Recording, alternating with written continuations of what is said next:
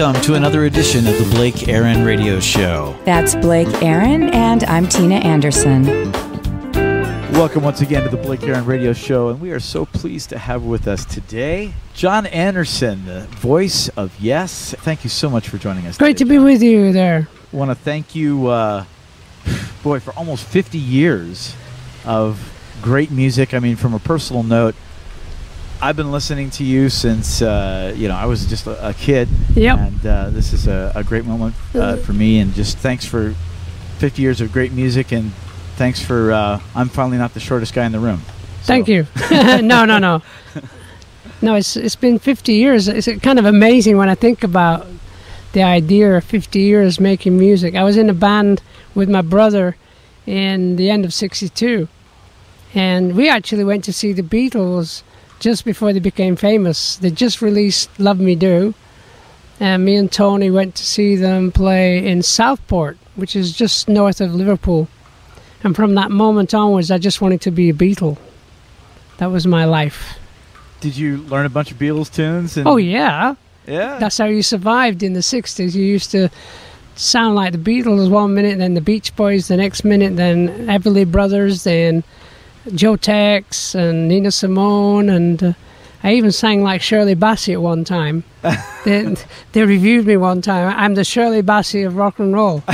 Because I sang Goldfinger, because Goldfinger was pretty cool, and we used to play that theme. Goldfinger. So stupid. But hey, you'll do anything to keep going, you know.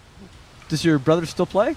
No, he actually left the band after about 3 years or 4 years and got married and had kids and got a job. But got a real job? Yeah. But then he actually became sort of a pastor and sang songs to the flock that he still sings to. He has a small group of people in the south of England on an island called the Isle of Wight. And he has his little church, and he sings songs of praise and things like that, which is beautiful. Oh, wow. He's a great guy. Cool. So Totally. you guys still close, keep in touch? Yeah, well, we email each other now. Right. And, I'm in touch with my other brother, Stuart. And my sister, Joy, she's in heaven at the moment. And she used to come to the shows that I used to do with Yes. And they'd all love that, your siblings. They just love what you do. And thankful you're not driving a bus, maybe. That's true. Well, you have, such a wonderfully unusual voice. When most people, when you talk about a 3-octave range, they're talking about full voice and falsetto. Gosh, yeah. But you don't have a falsetto. That's 3 octaves of full voice. I think it's because I smoked a lot of cigarettes when I was Get rid of your falsetto. 14. And I couldn't sing falsetto, so I shouted very loud. And learned to sing high in a full-throated not scream, but just a voice that just stayed up there. In fact, I was told at school to shut up. Anderson, stop being so loud when you're singing with the choir. Oh, because you stuck through, huh? But miss, I'm enjoying myself. I'm sorry, Anderson. Go and see the headmaster. Well, so you did sing in school? Oh, gosh, yeah. I was in the choir and all that stuff. I just love singing. So me and my brother used to deliver milk. I was delivering milk when I was like 11, 12, 13, 14 years old and working on the local farm. So we used to sing Everly Brothers songs and, Buddy Holly songs and things like that all day long. I mean, that kept us going. Just loved the idea of singing. And at what point did you kind of feel like, well, you know what, my voice is kind of unique, more unique than some of the songs that you're trying to sing, and maybe I need to kind of start focusing on my own music? No, I didn't think about this at all until probably around Fragile Close to the Edge, when people would say, what a unique voice. And I'd say, yeah, well, I have to sing high because the band are making so much racket. They're playing all this music. I got to sing on top. I can't sing in the middle of them, Right. So I generally start writing songs that I was always kind of above the band vocally. And sometimes when I listen to those records, I think I was on a helium. Sometimes, You know, especially there's an album called "Going for the One." Man, Yeah, I'm up there on another planet. I think on one of your albums, from what I read, you actually hit a high E, Oh yeah, which is, I mean, that's soprano. I can do it now if you want. Sure. No way. I can do. Now I do a D. Okay. I'm a tone down So than I used to you've be. gone down a whole step. A whole step. Not bad for 50 years. Only going down a whole step. No, I'm pretty happy the way I sing at the moment. I'm enjoying every show that I do. I just love, you know, I sing at home every day. I go in the studio and sing ideas and new songs and projects that I've been working on. So I'm kind of busy on that level. So I sing every day. It's more like an exercise for me, like an enjoyment of life. You must take very good care of your vocal cords because almost 50 years of singing that high. Yeah, Most I people- stopped smoking 20 years ago, so that helped. And you have a very healthy lifestyle Oh now. gosh, yeah. Well, I Yeah. nearly died 3 years ago, and when you nearly die, you just really start looking after yourself, you know. I read about that, and you know, thank God you're still with us. And Well, everybody goes through it. You know, I was very surprised. You get stuck in hospital. I had about 7 operations, so I go to hospital every month for 7 months. And all these people in the hospital were amazing, the doctors and the nurses and things. And there are a lot of people still there that are still stuck in hospital, and God bless them. I'm Right. fine.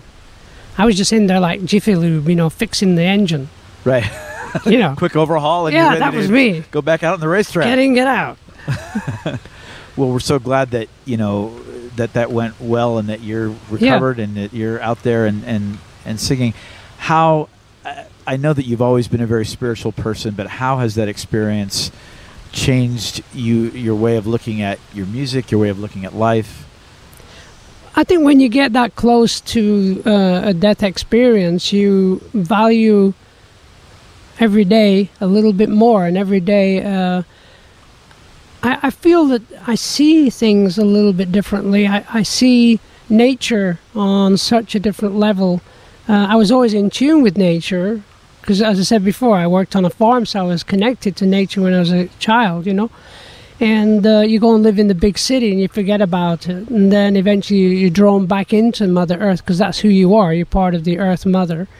And especially this last 2 or 3 years, I've really reconnected with the glory and the abundance that is truly is life, which is nature that surrounds us, and the stars and the clouds and the sky and the colors that surround us. And that's the abundance of life. Yeah. It's got little to do with money. That's right. Money's on a different level. So when you look at the nature that surrounds us and the wonderful Earth Mother, that's what really draws me very closely to the new music that I'm writing now. It's a lot to do with the sort of histories and ideals that we've slowly sort of forgotten, and we are slowly remembering. We are waking up in a slow process of waking up to realize who we truly are and why we live on this beautiful earth. Ta-da!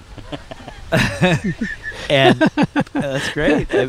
What have you felt through this? Obviously, your purpose here is to create music, but have you found yet even a deeper purpose by going through this? I think when I was working with the younger children, teenagers, and that, it all started 10 years ago when I decided to do solo work.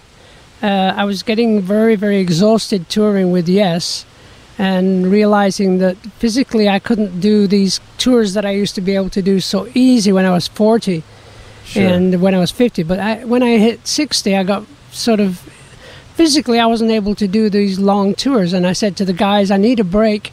Can we have a break? Can we do less and less dates per year? And Rick Wakeman agreed with me, you know. And the other guys, no, we got to go on the road. We got to be doing... Okay.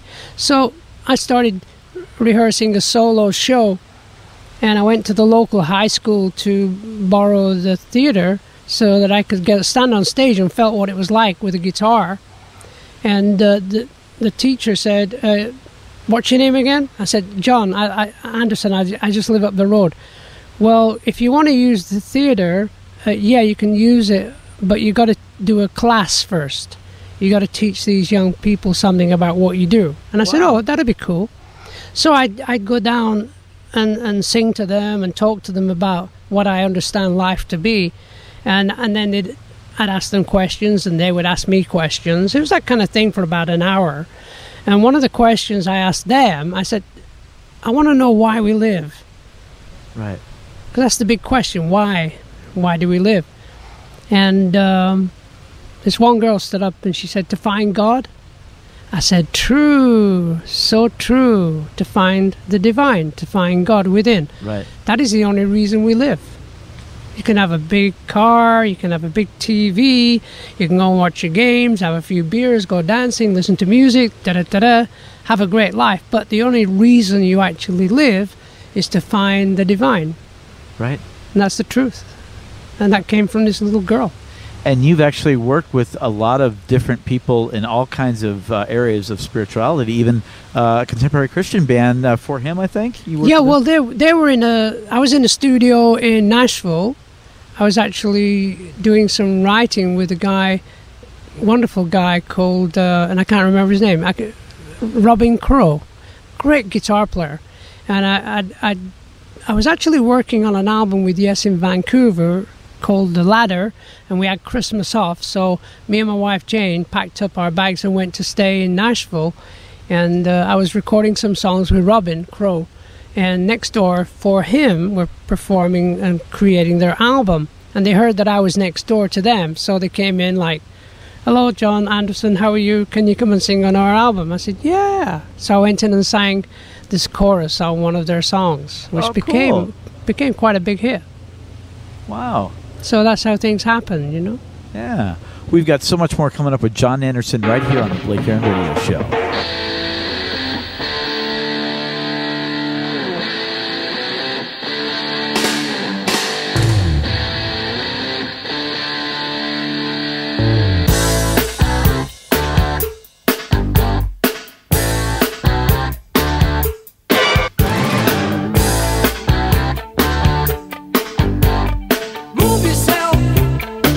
You always live your life, never thinking of the future.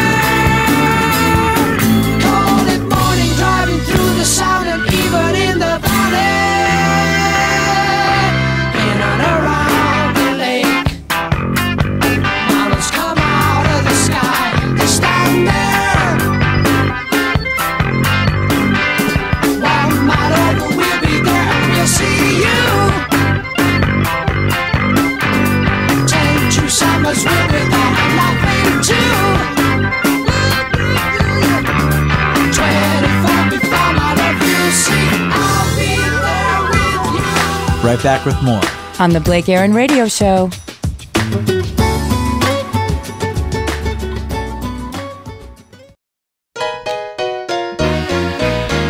Hey, it's the Blake Aaron Radio Show. That's Blake Aaron, and I'm Tina Anderson. Hey, it's the Blake Aaron Radio Show, and we are back with John Anderson, the voice of Yes, and having a great time. What a great place to have an interview right here in the garden. I'm glad that you chose this at Humphreys in San Diego. The palm trees. Listen to those guys. I know. It's like I'm in Hawaii or something. It's beautiful. Yeah, sure is. And, John, you will be having a show very close to here on tomorrow night, actually, the 22nd, at Anthology, doing your own solo stuff, and it's just you, right? Right. It's me, a guitar, and a laugh and a smile, and I play the ukulele, the dulcimer, I play the piano, just the white notes. I can get away with that. No sharp keys, don't flat No, keys. gosh, no. But actually, now I'm starting to do one song just on the black keys, which is Heart of the Sunrise. Key of F sharp. I just figured it out, you know. It's a good, fun show for me. I enjoy doing it. It's a little bit like walking a tightrope every night, because I realize I'm singing probably 2,000 words. It's 2 hours long, and I sing a lot of lyrics, you know. And with Yes, you used to have those big instrumental breaks where you could just kind of hang out. I know. In fact, I think I sing more than I've ever done in my whole career. And I talk about stories, how things happened, how songs happened, who I met along the way and stuff like that. It's kind of interesting to me. And then the audience enjoy themselves as well. So it's a good show. Good. I've heard I know that you have a million great stories, probably both with Yes and doing the solo stuff, and also the stories about how your songs came about. Yeah. Specifically, I heard, rumor anyway, that you have a really interesting story about being in the Falkland Islands during... Oh, yeah. Or in Argentina during that war. Yeah, the war had just finished, and we were the first English band booked to Argentina, and this was when we were really big, like sort of... I was definitely 7'3", and we had Own of a Lonely Heart, #1 around the world, and we went there, but we actually didn't stay in Argentina. We stayed in Uruguay, next door, getting ready to go and perform in front of 100,000 people in a stadium. And then the president of Argentina rang us 2 days before the show and said, we had it on speakerphone, and he said, we seem to have a problem with a lot of people. They hated the English and the British for the war in the Falklands, and so there's been death threats against the band. And I said, death threats against the band? What do you mean? Said, oh, yes, they're thinking that somebody's going to shoot the band when they're on stage. And I said, I'm going home. So, oh, please, Mr. Anderson, yes, the band must come. You people will change things with your music, and everybody will have a great time. And I said, no, I'm going home. And I think Alan White passed me a joint, and I smoked a little bit and thought, hey, okay, let's go, it's rock and roll. And we got there, and just before we went on stage, Squire, the bass player, turned around and said, hey, you know who they're going to shoot at first, don't you? And I said, oh, damn, the singer. So I ran around that stage that night. It was kind of amazing. I tell this story every show, so. That's a great story. And then I play Own of a Lonely Heart. It's just fun. Right. But it was an incredible moment. You know, he said they're going to shoot the singer. And in fact, they recorded that show for TV, and it's one of the best shows Yes ever did. Wow. We were really playing good. Nothing like a little stress to talk about make stress. You sing better, huh? Damn, yeah. I mean, can you just imagine if the sniper was actually out there, trying to follow you, and after a while he says, I'm not getting paid enough for this. And no, no, but the stadium was surrounded by about 2,000 militia with guns. Oh, is that right? I thought it could be one of them. Was going to shoot me. Oh, boy. Well, you were telling us earlier off air that you actually don't like your speaking voice. Well, I don't think many people do. They always think they sound really cool, and then you hear themselves back talking. I like my singing voice, but talking I'm never that keen on. In fact, my friend Bill, who's here with us, Bill Kilpatrick, we've done a project together called Violin Stories, and he actually said to me a couple of weeks ago, because I've written a story about violin stories, and he said, well, why don't you do like a narration over the music, because Bill's done this amazing music based on some themes that I sent him, which were violin pieces of music, and he said, try it, and I said, okay, but I wasn't that keen, you know, I wasn't really keen on doing it, and so I did a little bit. I think I did the first 2 stories, and I sent it to him, and I said, what do you think, and what did you say, Bill? What do you... I said, this is beautiful, it's fantastic, and it's Thank you, Bill. More than I hoped it would be. Thank you, Mr. Bill. Truly. Yeah. If I can pick up on what you said, you're right. None of us like the sound of our speaking voice when we hear it back after it's been recorded. We hear it differently in our own heads. Sure. Singing voice too. Yeah. When it comes back through speakers, we, It's true. But, you know, I must say, the music that Bill has created, gosh, I could never have dreamed of anything like this. And we met through the internet. One of the things that I sort of got into a few years ago, about 6 years ago now, was using the internet as a meeting place for musicians, where I put an advert on my website saying musicians wanted, and I got a lot of replies from different people. I said, just send me 1 minute of your musical style, and we can work together. Wow. And that's basically how I started meeting lots and lots of people, and I'm working with maybe a dozen people on a regular basis now on so many different projects. And with Bill, it was the idea. I'd heard some of his music, and I just wondered if he'd be interested in helping put together a violin concerto. That's what I was thinking, wasn't it? Mm-hmm. And so I sent Bill some themes that I've been thinking about, and please. What happened? Is that the Surfing with God? No. It's a different one? Okay. This is Violin Stories. Okay. And it's, it's just about an hour-long work, 7 movements. Wow. And as I recall, I was orchestrating, I think I was into the 2nd or 3rd movement, had sent some of what I'd done to John, and you wrote back and said, this is a ballet.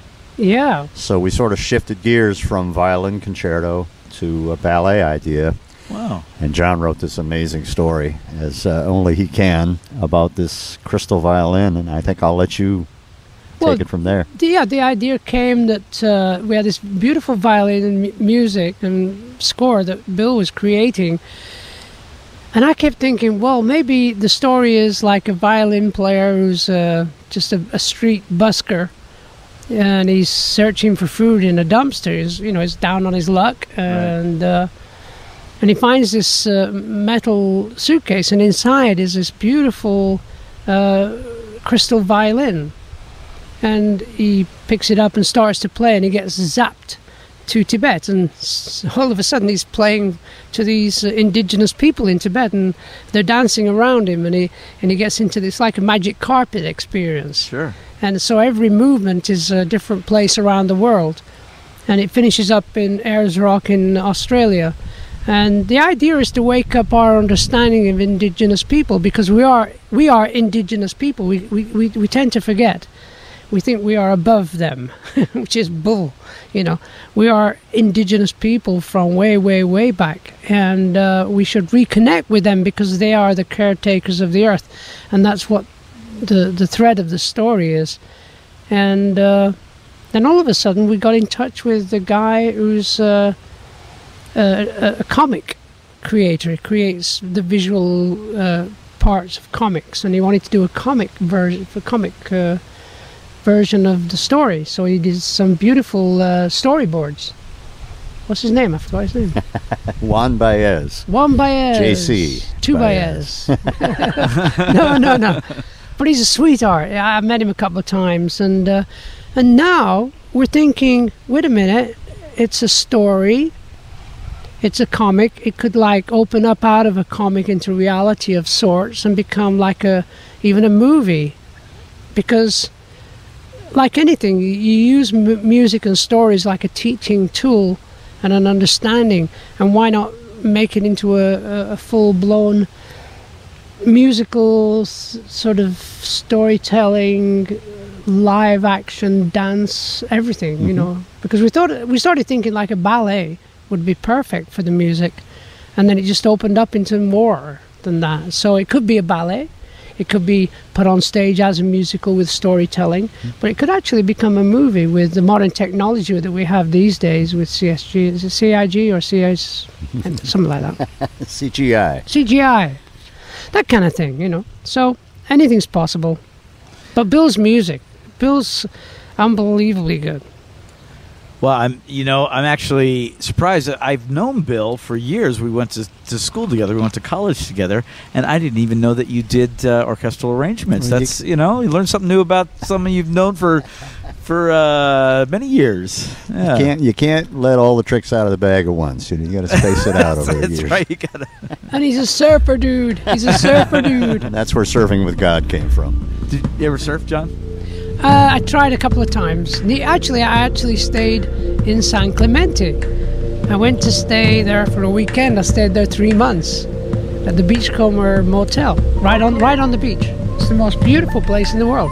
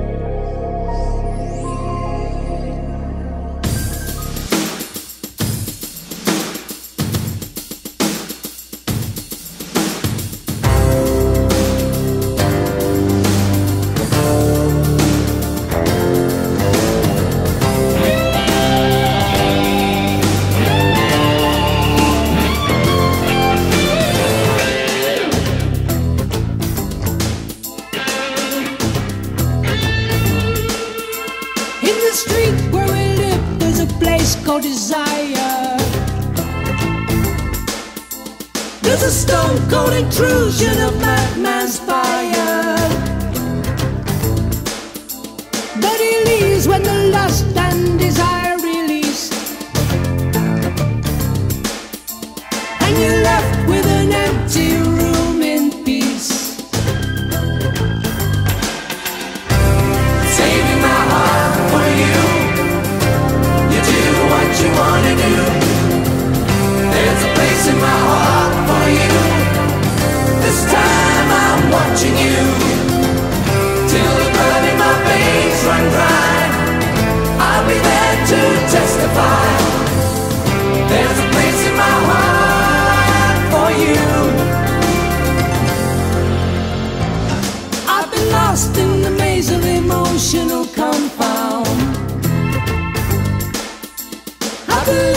you knew that our fate was secure. How you kept up your smile with a cool disposition. How you stuck in the fire with a new sense of reason. Saving my heart for you. You do what you wanna do. There's a place in my heart for you. This time I'm watching you. Till the blood in my veins run dry, I'll be there to testify. There's a place in my heart for you. You tell me take it easy, but it's not my style. It's only round the corner, it'll pass you by. I wanna hold you closer to connect my fortunes. I wanna take you higher, take it out like we did before. Stay in my heart for you. You do what you wanna do. There's a place in my heart for you. This time I'm watching you. Till the blood in my veins run dry, I'll be there to testify. There's a place in my heart for you. Stay in my heart for you.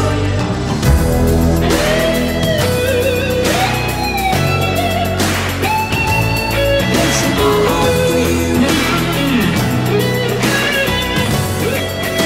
you. Place in my heart for you. Stay in my heart for you. You do what you wanna do. There's a place in my heart for you. This time I'm watching you. Till the blood in my veins run dry, I'll be there to testify. Stay in my heart for you. You do what you wanna do. There's a place in my heart for you. This time I'm watching you. Till the blood in my veins run dry, I'll be there to testify. Stay in my heart for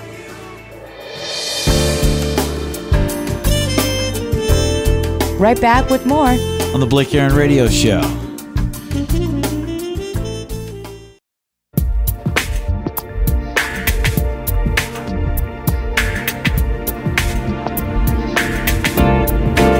Hey, it's the Blake Aaron Radio Show.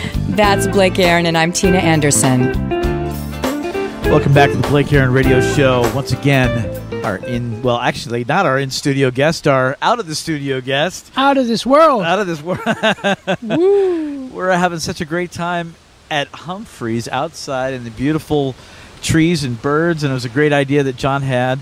John Anderson from Yes is our guest today, and just having a great time. And we've been kind of jumping around a little bit from what John is doing now with our good friend Bill Kilpatrick, and wanted to go back into a little bit of in history. I know you met Chris back in 1968. Yeah, I was working in a bar above the Marquee Club, which is a very famous club in London, and the bar above it is called the Chase, or the Chasse Club, French Le Chasse, the Chase, and I'd be cleaning up, tidying things up and get a little bit of money, I'd been with my first band for nearly 6 years, and then I left them in Germany because they wouldn't get out of bed and rehearse. It's true. They told me to F off. I said, oh, okay then. Or, as Rick would say, walk away in short, jerky movements. Not Rick Wingman.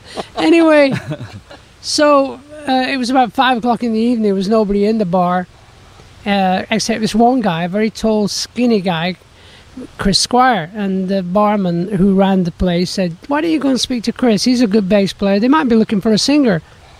So I went over and we started talking, and we had a similar understanding about music and what music could do and everything, and went back to his place and wrote a couple of songs, and then he had a band called Mabel Greer's Toy Shop. And I said, that name is too long there, Chris. We've got to get a short name after a couple of weeks rehearsal. And eventually the guitar player, Peter Banks, said, well, why don't we call ourselves Yes? Because I said, well, why don't we call ourselves Life? And Chris said, we'll call ourselves The World. Good old Chris. And, and then Pete said, yes. And we kept saying, what are you talking about? Yes. Just yes. Really? Oh, okay, let's try it. So we went to see a couple of friends, and we said, we know what our band's called now. And, of course, it became like that Abbott and Costello, you know, who's on first sort of thing, you know. Yeah, but what's the name of your band? Yeah, exactly, you know. And that's what we did. You know, we got on the road, and we had a lucky break within about 6 weeks of playing. In fact, Bill Bruford left the band. He was in the band. He left the band to go to Leeds University to become an accountant. Is that right? I know. Wow. What happens? He wanted to get a real job, too. Yeah, exactly. So we carried on with another drummer, and... was it Alan, or...? No, it was a guy who was in a band from Liverpool, who was pretty good, but it wasn't that together emotionally. And we actually went up and played at Leeds University, and Bill was in the audience listening to the songs that he'd learnt with the band. And he said, after the show, he said, you guys are good. And I said, yeah, and we're missing you. You got to come back in the band because we're going to play with the Cream in 2 weeks' time at the Albert Hall. Because we got this lucky break to play with the Cream. And he came back in the band, and that's how it carried on from there, you know. But the way we got it, the gig with the Cream is very interesting. We were living in central London. Most of us were living in these apartments, and Peter Banks was living in North London. And we got a phone call about 5 o'clock one evening, and a friend of mine said, look, can you do a show tonight at the Speakeasy, a very famous club, you know? And I said, yeah, man, thanks, you know. He said, because the band that's supposed to be playing hasn't turned up, and they're a very famous band. And I said, okay, who is it? And he said, Sly and the Family Stone. Oh, wow. And I said, what happened? He said, well, he got caught in New York airport with some drugs or something. And we said, okay. Literally caught. Hey, so we'll do the show. So we started setting up at about 10:30, and people started coming in at 11 o'clock thinking it was Sly and the Family Stone. And of course Paul McCartney was there, and Keith Emerson and Jimi Hendrix, and all these people were all sitting down. And most of them used to come into the bar. So they knew who I was. And they'd say, John, what are you doing? I said, we're putting on a show tonight. What happened to Sly? I said, I think he got busted. Oh, man. I said, don't worry, guys. Everybody drink a lot. And if you want to smoke, please smoke. Because we're not that good. So we put on a great show. You know, we had a real good time. And were the audience into it? Sly and the Family Stone is great, but it's talk about different than Yes. Well, it was totally different. But people loved our show. And then the manager of the club became our manager. And then within 2 weeks, we were doing the Cream concert. Talk about getting a break. So how was that subsequent concert, the Cream concert? Well, we felt very small and tiny. I bet. Because it's a big stage. The Albert Hall stage is very, very big. We opened up, and I think we set up our gear more to the right of stage. I don't know why. We felt very tiny. And we played, and it was okay, but we were scared stiff. Then the other band that was on was Rory Gallagher, a great guitar player, blues guitar. He did his show. And then the Cream came on. It was like chalk and cheese. It was unbelievable. They were amazing. I bet. In fact, there's a movie of them doing that show. Now, at the time that you guys were writing songs, progressive rock was just at its birth. Yeah. Were you? What was the motive? Were you actually thinking we want to be a progressive rock band? Were you just thinking we want to come up with some stuff that's unusual, it's different, it's not? Well, at that time, the most important thing was to create music for stage. was never interested in creating music for an album. You create music for a show. So you would create music that would work on a live performance. So one of the things I didn't like, because I'd go and see a band and think, oh my God, that solo was amazing. Then I'd see him a week later and the solo was terrible. And I said to myself, well, if you can construct the music better, then the band can always be good. Because sometimes a band can have a bad night, you know, because the guitar player's playing bad solos and it's not really happening and everybody's in a funk. You know, I didn't want a band like that, like a blues band, R&B, rock and roll band. Right. I wanted a band of musicians that would create a sort of like a musical score. So I started talking to Chris about this in the very early days, that we'll use music that we know, like we did a song which was No Experience Necessary by Richie Havens, and we used the theme from the Big Country theme, which is a great piece of music for a movie called The Big Country. Yeah. That was the solo. So I was into construction of music at that time.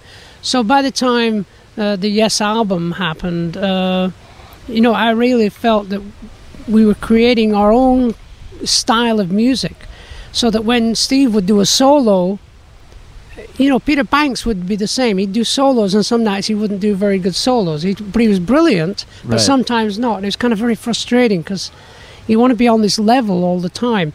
So with Steve, I'd work out a lot of the solo structures with him, because we were very close, and we had this certain harmony within the band, you know, and everybody listened to what I was suggesting over that period of time, especially the first 5 years of the band's life. You know, I had this definite director position where I would come in with ideas galore, because I was listening to Stravinsky and I was listening to Dvorak and all the classical composers, and I realized how it worked and how structure would work. So in a way I was like in the middle. I was the singer but also artistic musical director a little bit, and they were very willing to help and listen and come up with ideas on top of my ideas. So when you listen to Yes music, it's a well-structured idea, and that's why it survived, I think. Right. We weren't just sort of flavor of the year or flavor of the month. When punk and disco came, Yes still had its own style of music, you know, and we were very lucky in that way. Did that answer your question? That and about 10 others. I ramble. No, it's great. I think, now, did the other guys in the band share your passion for listening to classical music? I know that you opened some of your shows with Firebird Suite and... Yeah. Well, you know, Rick Wakeman, of course, was classically trained. Sure. And, of course, Steve Howe was studying... wait a minute. What the hell is that? We got a plane overhead. There's a big plane. Yeah. It's not moving. It's just hovering.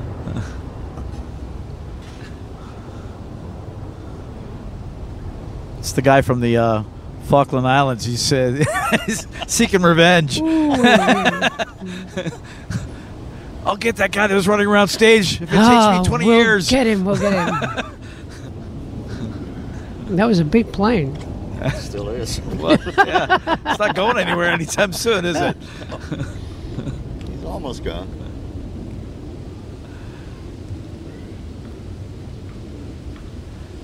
Yeah. We'll wrap up about the... So in some ways, you're working with Rick Wakeman, who was classically trained at the Royal Academy of Music in London. And then Steve Howe had so many musical dreams to do classical guitar music, and so in some ways you can incorporate all these, and especially with Bill Bruford, he was a jazz player, so he was on a totally different level, and so you had so many variations working with musicians, and you could dance them here and move them there, and they would listen close to the edge, thematic music, and I could actually envisage ideas with them, and as they were rehearsing that, I'd be thinking of the next part, and I'd study what the next part could be and how we could get to the next section and so on. So eventually we started doing longer form pieces of music, and so we were never really put together as a sort of pop band. We were put together as a bunch of musicians doing what we call progressive music. And there is still progressive music now. There's always progressive music. Zappa was the best progressive music in the 60s, you know. The Beatles were progressive, you know. Sure. You know, Sgt. Pepper, my God. Absolutely. The White Album. God help us. Yeah. We're going to be right back with so much more of our special guest, John Anderson, the voice of Yes, on the Blake Aaron Radio Show.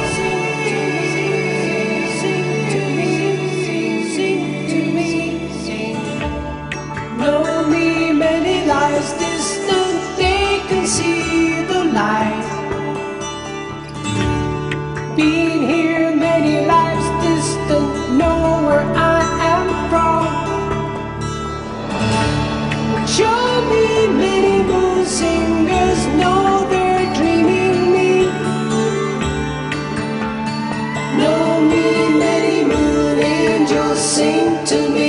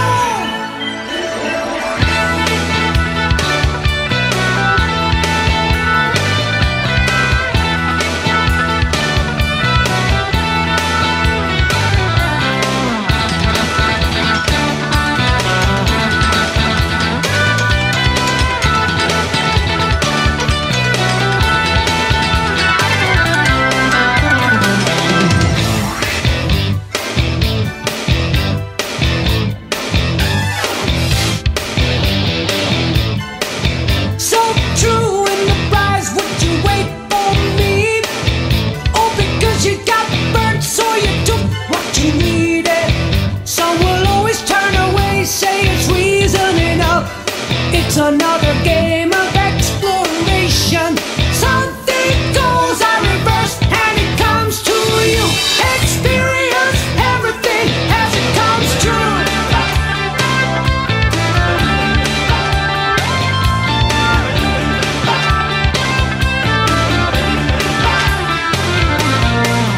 So it will be and it will happen.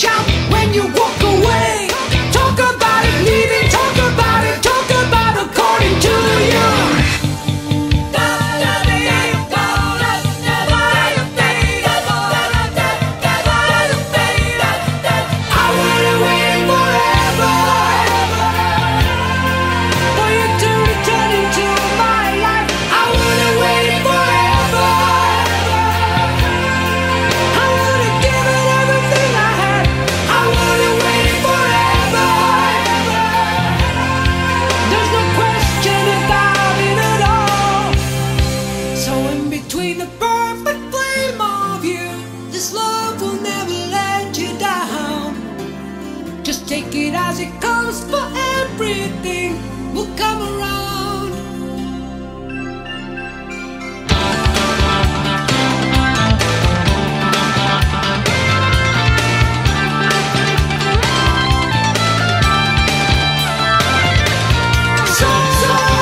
It will be as it will happen. Can you feel it? Oh, it's completed. You put your hand up, stop the flow of where you're going to. It's another game called exploration. How we imagine everything that we think we're going through. It's another reason we make the break. Everyone will move with you now to the riverside. Experience everything, but don't let the landslide.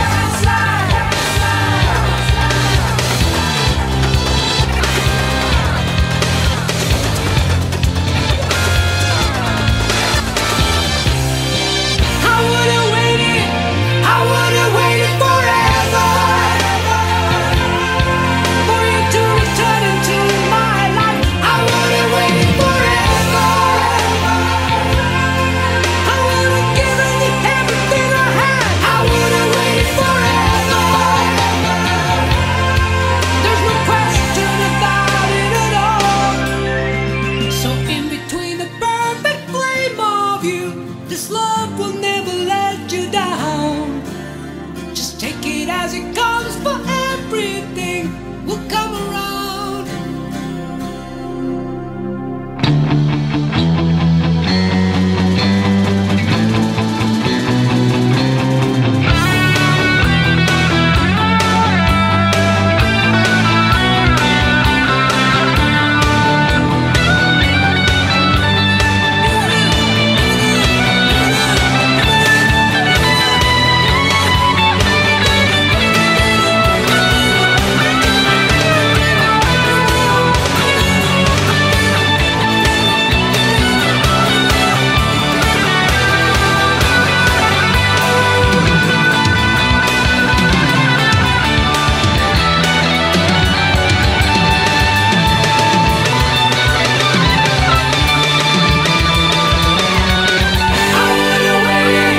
I would've waited forever for you to return into my life. I would've waited forever to give you everything I have. I would've waited forever. No question in my body and soul. Forever.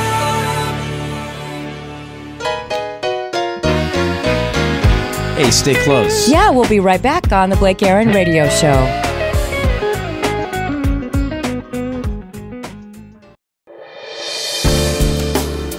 Hey, welcome to the Blake Aaron Radio Show. Hey, and I'm Blake Aaron, and that's Tina Anderson.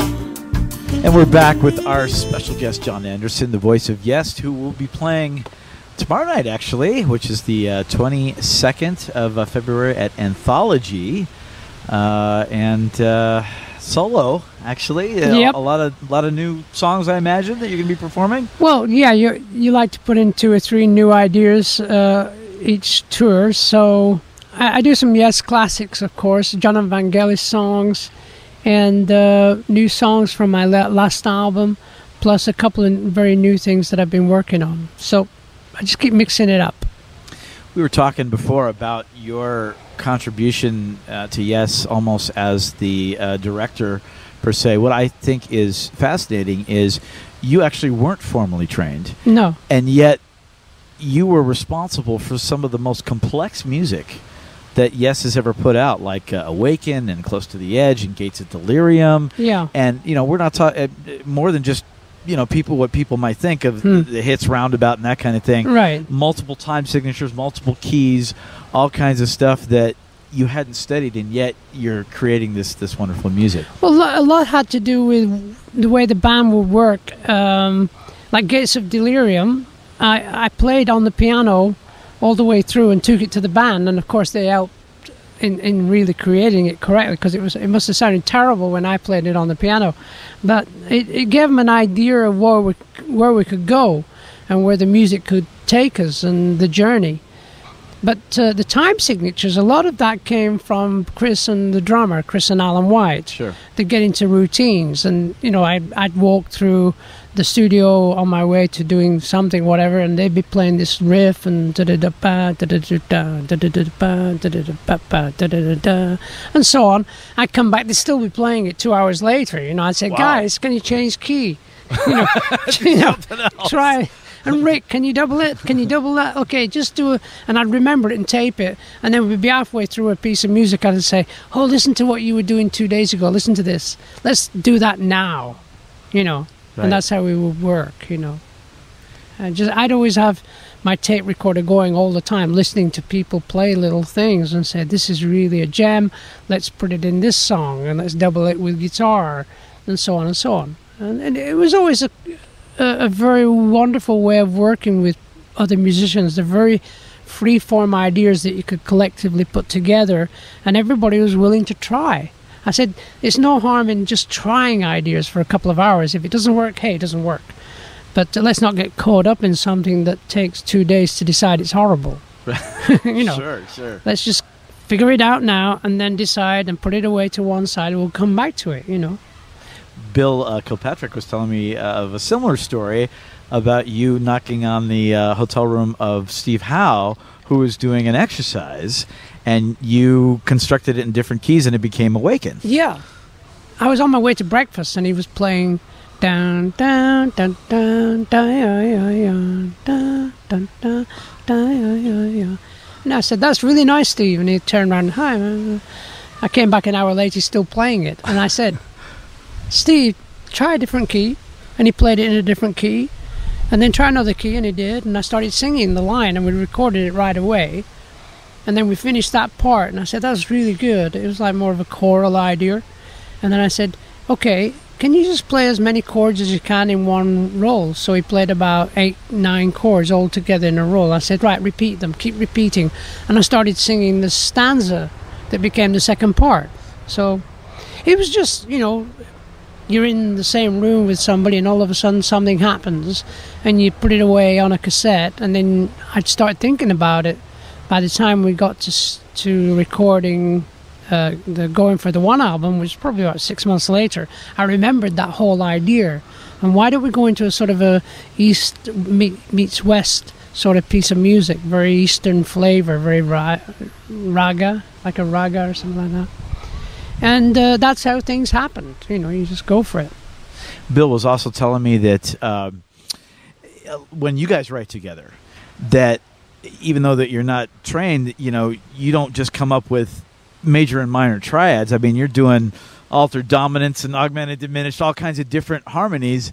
And Bill told me that, you know, you don't know exactly what they are. You just hear those things in your head. True. Which is amazing. We're writing a piece now called First Nation, or Star Nation. We haven't decided yet. And I just said to him, you know, send me a piece of music that's more like a bitonal, one chord just running along.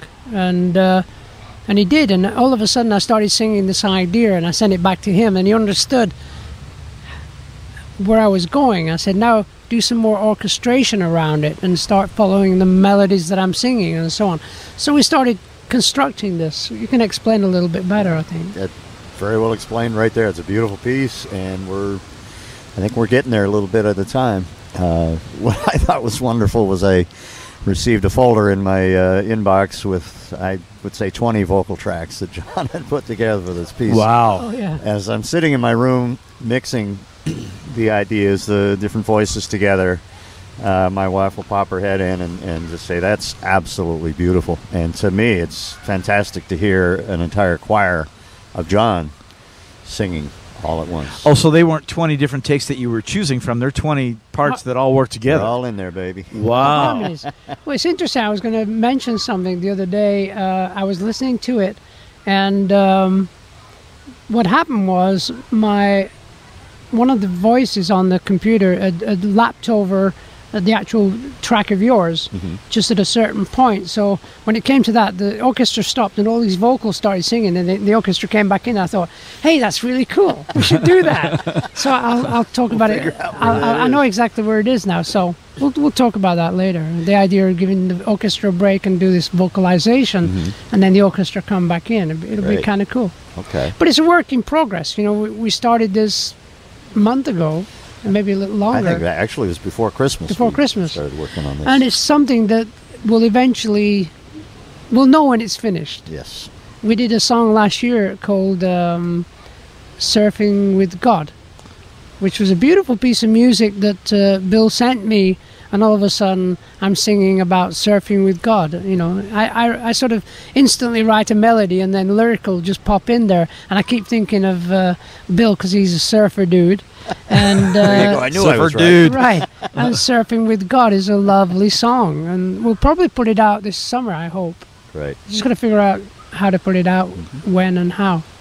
And are you just working back and forth via computer? I'm imagining that you have like Logic or something. You've got orchestral samples and Right. that kind of thing that you're Exactly. using. And you said at some point you can have a real orchestra record this.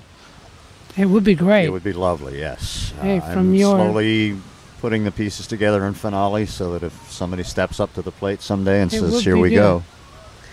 You We'll be never know. ready. You never know. I've known this guy for years. I didn't even know he was that talented. I mean, Oh, I yeah. always knew he was talented, but not that talented. No, he's good. He's good. He thought I was just a guitar player. Yeah. If I can jump back to Surfing with God for just a second here, Sure. it is on a YouTube video. It is actually. So yeah. if you type in Surfing with God on YouTube, John's name will pop up, and give it a listen, give it a look and a listen. It's actually a beautiful video because it was made in memory of a surfer who lost his life surfing. Oh. And as I've said to John after that video appeared, I said, I don't think either one of us were thinking of the idea of surfing with God after your time here is through. But True. what a beautiful use of that Yeah. song. Sure. Yeah. Absolutely. Now, you said that when you directed Yes, that Well, they wouldn't like that word. They used to call me Napoleon. I heard. But I helped direct them musically in directions that I think not many bands ever tried. And we were kind of unique in that way. And I know that music still survives because it's so well constructed. Fortunately, they were still, pretty open to your ideas. Yeah. Which, if they weren't, perhaps Yes wouldn't have been as experimental Yeah. and as groundbreaking That's as, true. as possibly they were. That's true. I also had read that some of the guys weren't into quite some of the mysticism of the lyrics that Yes wrote, that you wrote for Yes. Well, not many people, especially in the record business, not many people understood what I was singing about, and at times neither did I. But I was studying so many religions and so many ways to the divine, to the God, and I was trying to figure out what was it all about. So as I was a seeker, I was singing about being a seeker and trying to understand close to the edge of what? Close to the edge of enlightenment, and that's where I was going all the time, trying to understand why I was successful. What does it mean to be successful? And eventually, and thanking the gods, I was able to find a spiritual path, Are you actually surprised by your own success? Oh, God, yeah. Really? There's so many people trying to get success out there, and I was one of them, and all of a sudden I became successful. So it was a shock in many ways, and all I wanted to do is to hold on to that feeling that created our success, and it had very little to do with pop music. It didn't really have anything to do with, and it still doesn't. Right. It's all to do with working in creation and working your best at what you can do. Not chasing that golden rainbow. It's just following your consciousness, your state of mind, and following your dream. And I've still got a lot of dreams to fulfill, so I'm very happy about that. It's funny, you would think in that time period, the end of the 60s and through the 70s, that record companies, musicians, the audience would be completely open to lyrics that were very mystical, very soul-searching, very Yeah. spiritual. It surprises me to hear that maybe that they were hesitant. Well, I'm only saying about record companies were more interested in what's going to be a hit. Sure. And anything that touched on religion or anything near there was always sort of taboo in a way. Really? Well, in those days, it was like Well, maybe I'm wrong, because a hit song is a hit song. It doesn't really matter. Sure. It's just that I was very interested in the journey, Right. and the spiritual quest. I still am. It's an everyday thing to me. So it's just something people say. Well, you're very spiritual, and I say, well, we all are, really. I just like singing about it. It's the way I am. Well, I think what possibly might separate you from some is that while we all might be spiritual, we can be closed off to the input. There's always input coming in. Sure. But some of us That's a are good more way of closed off, putting some it. of us are more connected. Yeah, well, there's so much going on in life, and you got to quieten down at least once a day just to be calm and quiet and connect. It's a tough thing to do. I mean, know. especially, I don't know, I'm a musician as well. Yeah. My mind is always racing. So the concept of really being quiet, even in my mind, that's actually difficult to do. Yeah, it's not easy. It's just a constant conundrum. Is that the right word? It's a constant need to be calm and reflect, and then relax and just stop thinking. It's something you train yourself to do, and it doesn't always work. It's not like, oh yeah, I just meditate every day and there's no problem. No, I go through the same need to calm down. The spirit comes through and switch off the ego mind, because it starts talking about, am I going to have something for dinner later, or what am I going to watch on TV later, or what's going to happen tomorrow. And all of a sudden you get caught up in this whole flurry of ideas and mental things, and you got to say no, and then you start doing your mantra, and that really breaks that down and takes you back to that place of oneness with all that is. And you do divine. that before every show, right? I do it, yeah. I do it. I love doing it. It doesn't always work, but I love doing it. I love trying, You seem like, one of these guys that through that has everything together before every show. Do you still go to shows and feel totally stressed out when you hit the first note? No. You don't? No. I just go on stage very clear and light and let it happen. It's got really nothing to do with me, the person. Surrender. It's me. Yeah, I surrender and let it happen, and let's hope it works.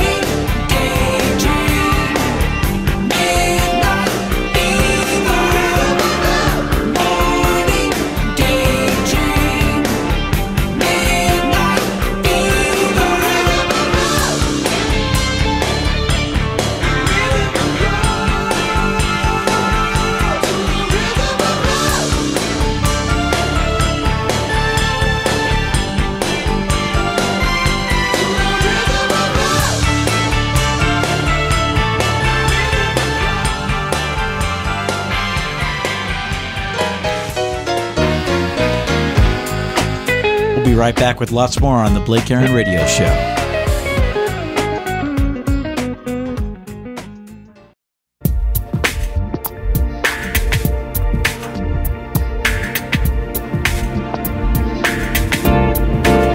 Welcome to another edition of the Blake Aaron Radio Show. That's Blake Aaron, and I'm Tina Anderson. It's the Blake Aaron Radio Show, and we are back with our special guest, John Anderson, and been talking about all kinds of great stuff, including his solo project as well as many years with Yes, but not just Yes. You've done stuff with people from King Crimson to Iron Butterfly to writing a ballet to work with Vangelis and even Bella Fleck and the Flecktones. How did that come about? I'm a big fan of Bella Fleck, for one thing. He's a great banjo. Is it banjo? Yeah. Banjo player. And he just got in touch with me out of the blue. Would I sing on his album? I said, I'd love to. And he came by to near where I lived, his studio nearby. So we just got in there for a day and I sang this song for him. But I actually wanted to tour, Yes, with Bella Fleck, and the management at that moment in time thought it wasn't the best match, and I said, no, they're amazing. They are. You know, let's and we went on tour with Kansas, and I thought, you know, that's sort of interesting, nice guys, but not the kind of music that I was sort of edging towards to work with. You know, you want to work with different people that do different kinds of music, you know. So working with Vangelis was amazing. You know, he was probably the first keyboard player. He was the first guy that I ever saw play 4 or 5 keyboards from one sound to another sound, and he created a very famous piece of music called Chariots of Fire. Yeah. For that movie, and that's when he came to live in London. He actually nearly joined Yes. Really? Yeah, Rick Wakeman had left the band halfway through, I think it was 74 or 5 or something like that, because he was having success with his solo albums, and I just thought Vangelis would be perfect for the band. So I invited him over. He was living in Paris, and he came to London to rehearse with the band, and I think the first thing he said to Steve was, well, you know, the electric guitar is not a real instrument, you know. Oh! And I thought, wait a minute, Vangelis, you're supposed to be joining the band, not getting kicked out. You know. So, you know, we became like brothers, you know. We actually, all the music we did was very spontaneous. And in fact, everything we did was always the first take. And we'd keep the first take of an idea, and then we'd go on to another idea, and then, you know, we'd probably do about 5 or 6 ideas in the space of an hour or two. And then we'd go on the following day and do the same thing. So 5 days later, we had all these ideas, and he would edit them together and develop the music that he was trying to create. And I'd listen to what I was trying to sing and figure out the lyrics and things like that. And some of the best music, they could call it jazz or chance music, some of the best music is created like that. Sure. When you don't have to sit down and try and write a song. You create a song when it's just spontaneous, you know, like I did with Bill. It's like I do with people all the time. It's a real fun thing to do, to create in a spontaneous method, if you like. Which is fairly different than the way you would compose with Yes, right? Because with Yes, I'd take songs along, and songs that I wrote with Steve. He was such a great guitar player. He knew more chords than I could ever imagine. So when we wrote together, it was more like writing music that I could never write by myself. But I'd write songs like, you know, Starship Trooper. I'd start ideas for Long Distance Runaround, Close to the Edge, which I did write with Steve. But there were certain sections that I wrote by myself, and you inject them into the band, and then you're talking about structure. You're back into the construction of music. Right. Whereas with Vangelis, it was totally the opposite. It was very spontaneous and an incredible joy to work with.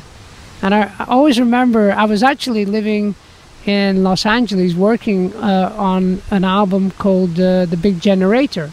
Sure. and which took forever to make. Did it? Yeah, well, that's another story. But he rang me up. He was actually in New York. Now, Vangelis hated flying. He hated it. You would not believe. So he rang me up. Hey, John, I'm in New York. Would you please come to New York and fly with me to London on the Concorde? Wow. I said, Vangelis, I'm working on an album. Oh, please, John, you're my best friend. Please, I don't want to fly back to London, but I have to go back. I have to go back because I'm going to court. Somebody has accused me of stealing Chariots of Fire from his song. And it's not true. And he was crying on the phone. Oh, Wow. Vangelis, that's not true. You create music like there's no tomorrow. I know, but I have to go to court. Please come with me and testify for me. And come on the Concorde with me. I'm so scared of flying. Okay, Vangelis. Wait a minute. So I got a red eye that night. And I flew to New York. And I got to his hotel. And he was in a state. He was in a terrible state. Oh, I don't want to fly. I don't want to fly. Vangelis, I've just flown from LA to New York, and you don't want to go. Oh, John, I'm sorry. I said, no, we're going. So we got to the airport, and his doctor's there at the airport giving him pills or something. Oh, I don't really want to get on the plane. I said, look, Vangelis, it's the Concorde. It's safe. We're going to be there before you know it. We'll be there in 2 minutes, you know. Right. So we're sort of just outside where the gate is to get onto the Concorde, and Vangelis sits down and he puts his head in his hand and says, I'm not getting on the plane. Vangelis, you got to get on the plane. I've done all this. I've come all the way from LA. We got to get on the plane. Your luggage is on the plane. We got to get on the plane. And just at that moment, Princess Margaret walks by with all her entourage and gets on the plane. I said, Vangelis, you got to get on the plane. Why? Princess Margaret just got on, and there'll be an international incident if you don't get on the plane. Princess Margaret? he pushed past me, and he got on the plane. Oh, wow. And he had to say hello to Princess Margaret. And he shook hands with Princess Margaret. And then he sat down, and he fell asleep. All the way to London, he was asleep. Perfect. Whatever works. The pills had kicked in, you know. And I'm sitting there thinking, wait a minute. He wanted me to be with him on the flight. To watch him sleep. Watch him sleep. But man, we had so much fun together. We did 4 albums together, which did very well. Reached a lot of people. I bet. I mean, not only Vangelis, you've done work for one of your songs got into St. Elmo's Fire. That was interesting. I actually went into the studio looking for this engineer. I've been told this engineer was really, really good. So I went into the studio, and there was David Foster playing the piano. And he said, hi. I said, I'm looking for Alonzo, the engineer. Oh, he's not here. So he's messing around on the piano. And he said, I'm trying to write this song. So I started writing the song with him, you know. I said, what's it for? So it's a movie. Oh, cool. Let's just do it. So we did it, and that was it. And before you know it, it was actually in a movie, and it did very well. And I think it was only about a month later, I found Alfonso. He was working with another guy in another studio in New York. And I went in to find him, and he'd gone for lunch. And there was a guy at the piano writing something. And he was a guy called Jonathan Elias. And I said, what are you trying to do? He says, oh, I'm writing a commercial. He wrote songs for commercials. I said, what are you trying to write? He said, well, the line is, have you driven a Ford lately? And I said, have you driven a Ford lately? And he said, that's it. You're kidding, so you actually wrote that melody. With him. Because he started playing the piano, and then I said, that was it. Have you driven a Ford lately? I had no idea. John Emerson wrote the so Ford funny. commercial. It's crazy. Wow. Yes has gone through so many different phases of, the 80s was certainly a different phase than the 70s, which was more experimental. Yeah. Is there an album that really stands out to you that's just like, this is what I'm most proud of? Well, you're proud of everything you do, the Close to the Edge, Fragile, parts of TurboGrafx just blow my mind when I think about them, what we were entering into. And, of course, Gates of Delirium, Sound Chaser, Awaken. Awaken is my favorite Yes piece. But the last album we actually did together, called Magnification, is still a very beautiful album. And unfortunately, the record company went bankrupt a month into the release, so it didn't get really helped along, even though it was still a great piece of music. You know, I think I get into this place a little bit like Steve Martin said when somebody asked him, so what do you think about your career? And he said, well, I think 50% of what I've done is really good and 50% isn't. And I think that's a pretty good line. You know, Yeah. 50% of what I've done is really great and 50% isn't, you know. Well, if you think about, you know, any career, I mean, you have to, in order to hit the ball out of the park, I mean, you got to strike out. Hey, there are some people that do it all the time, but hey, God bless them. And you know? by the way, speaking of which, I didn't know that you wanted to be a football player at one time. Well, I come from a very small town in England called Accrington, and Accrington Stanley is the name of the team. It's still there today. It still survives. And I was the ball boy, and actually the mascot when I was 10 years old.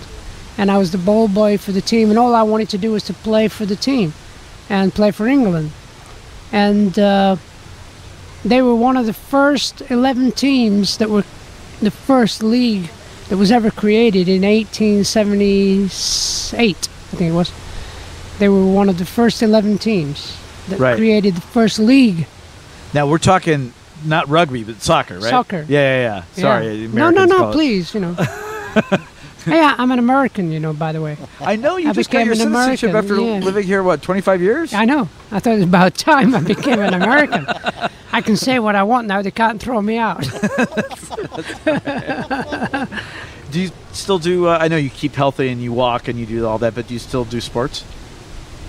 No, I just walk a lot. And, Right. you know, I in my dreams, I play soccer. And, you know, I'm an American football fan. You know, me and my wife are 49er fans, so we had a great year this year. Oh, cool. And we nearly got to the big one, Yeah, so we were happy.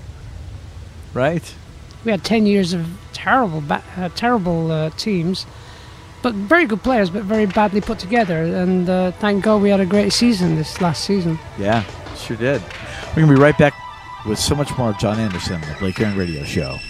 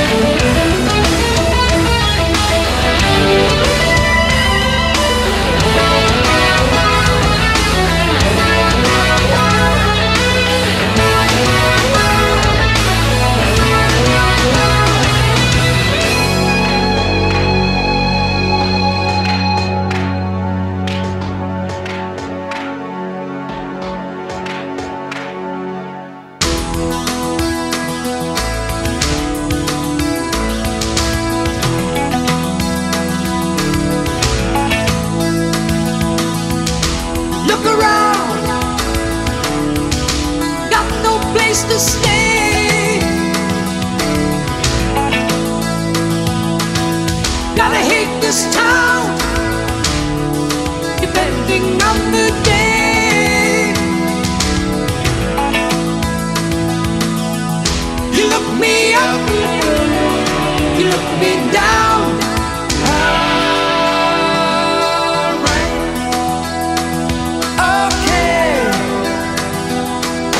Well, I got no life, I got no hope of falling in love. Help me through the fire.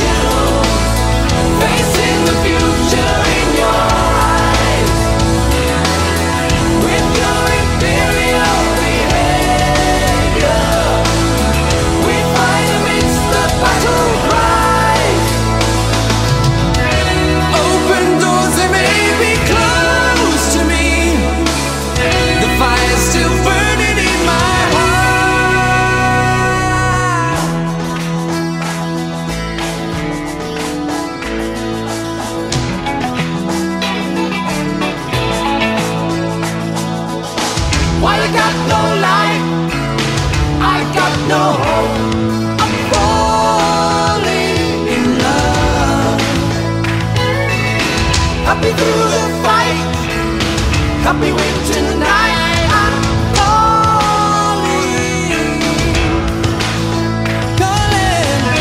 What to do? I find it hard to know.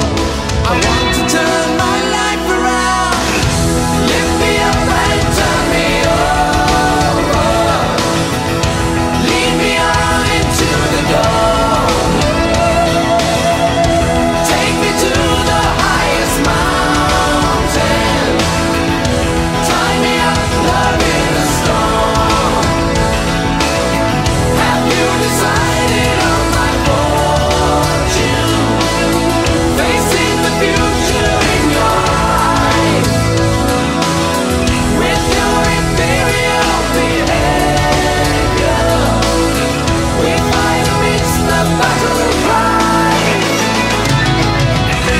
Open doors, they may be closed to me, the fire's still burning in my heart. Lift me up and turn me over. Don't turn away. Lead me on into the door. Lead me on. Take me to the highest mountain. Tie me up, love in a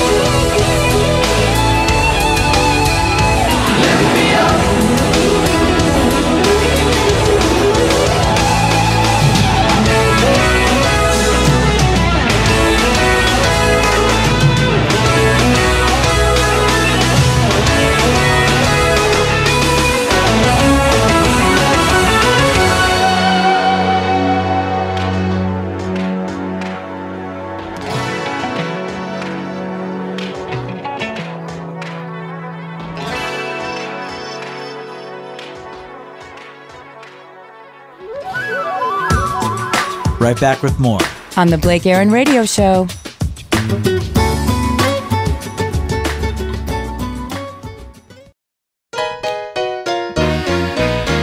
Hey, it's the Blake Aaron Radio Show. That's Blake Aaron, and I'm Tina Anderson.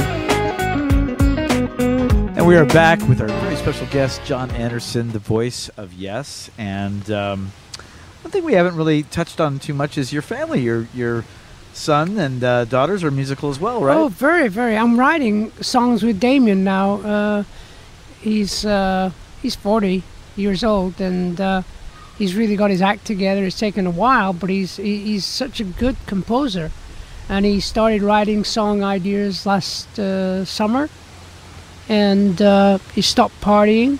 He was a party guy, good-looking dude, Right. traveled the world partying his life away. And now he's singing and writing songs, and we're writing some songs together, so I'm very excited about him. My eldest daughter, she's 42. She lives, at the moment, she's in Malibu. She's a beautiful photographer, incredible composer of songs. She does these long-form pieces.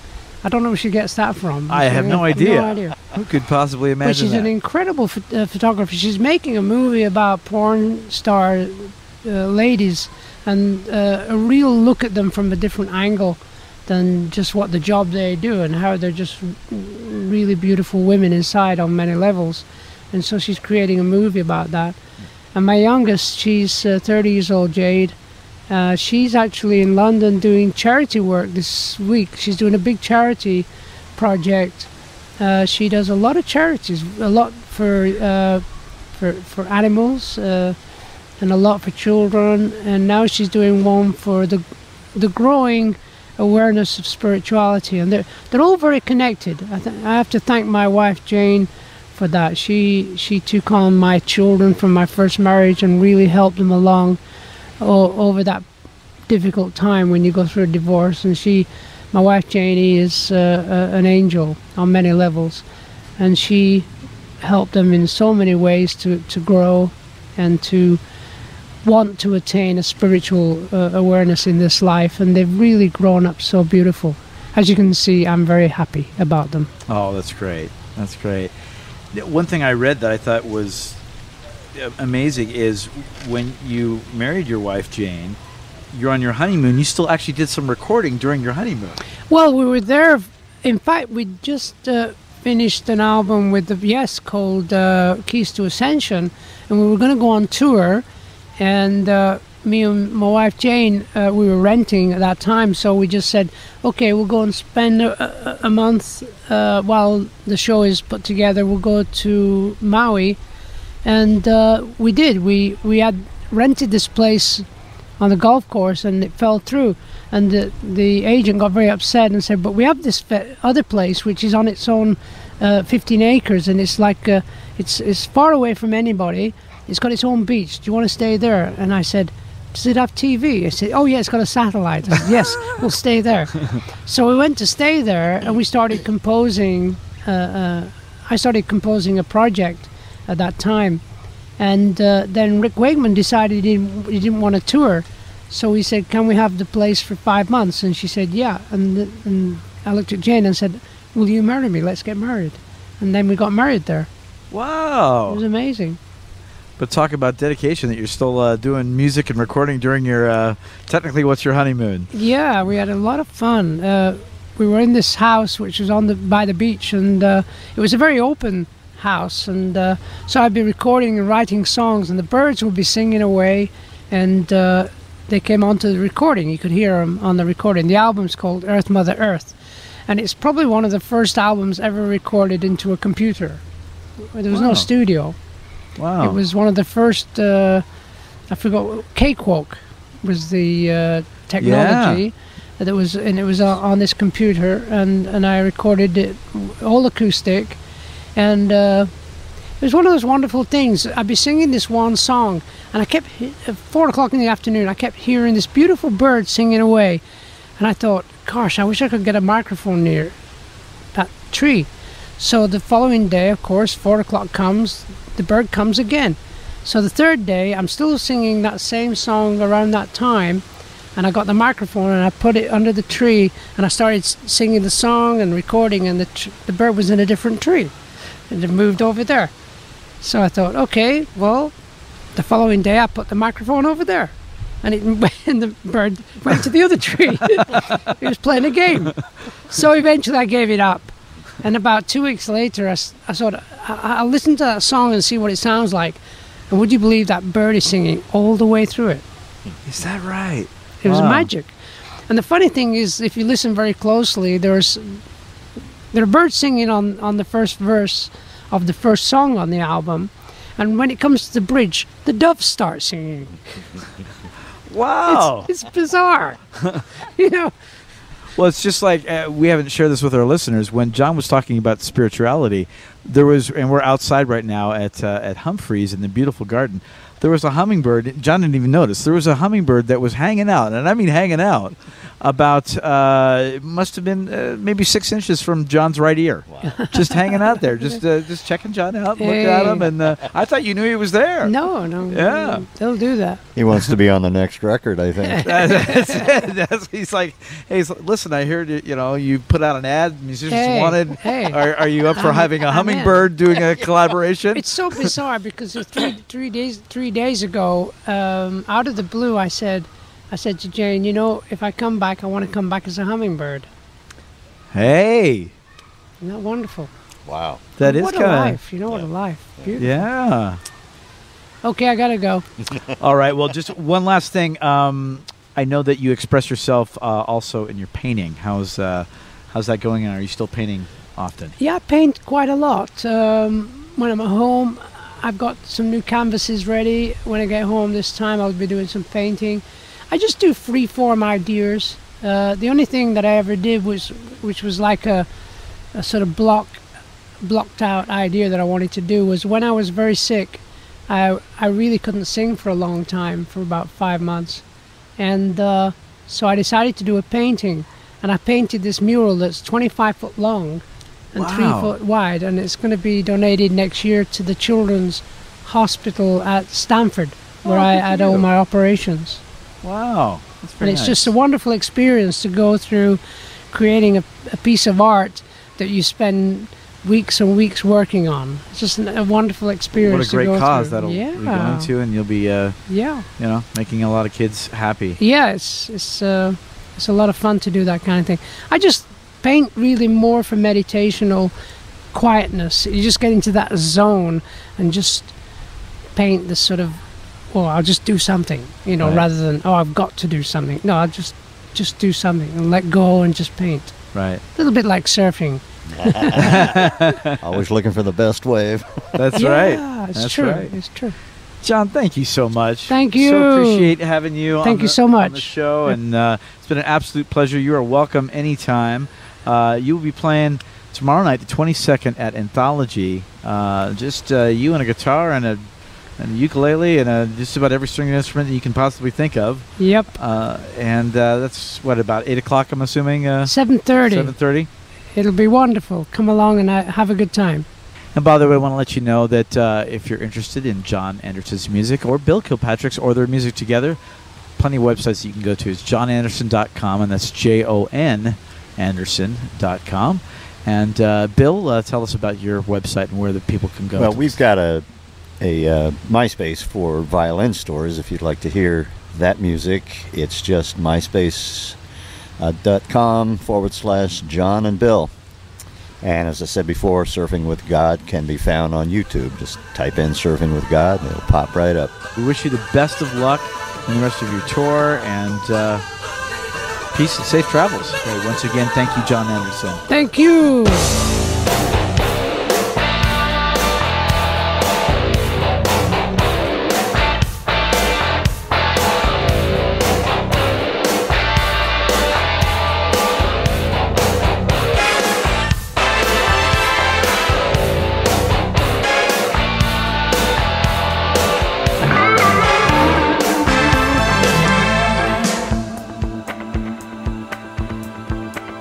Such a strange preoccupation.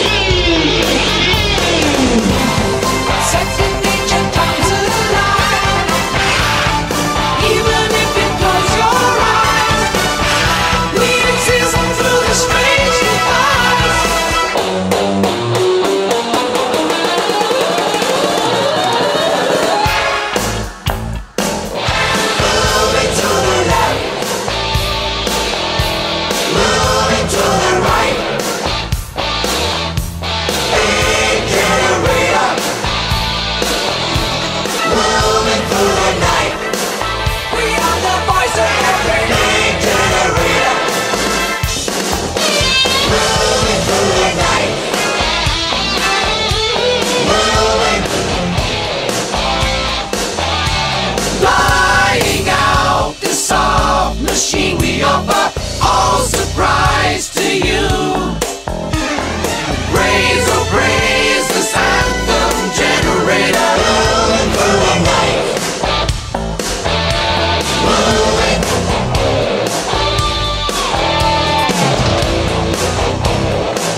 We are the voice of every.